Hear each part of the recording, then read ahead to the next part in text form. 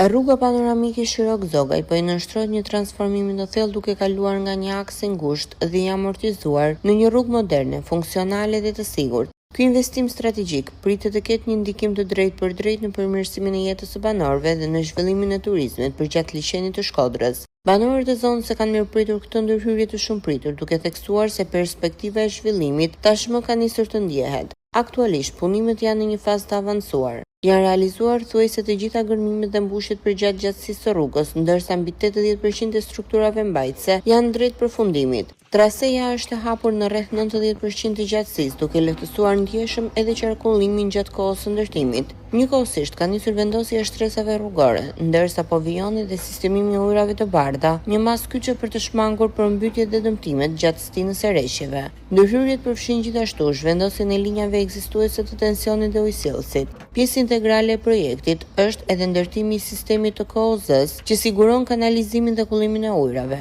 Deri më tani është realizuar mbi 35% e kësaj linje. Rruga e re shihet si një projekt jetik që jep fund dekadave të izolimit edhe e kthen në zonën e Zogajve në një destinacion të aksesueshëm dhe të denjë për potencialin që mbart.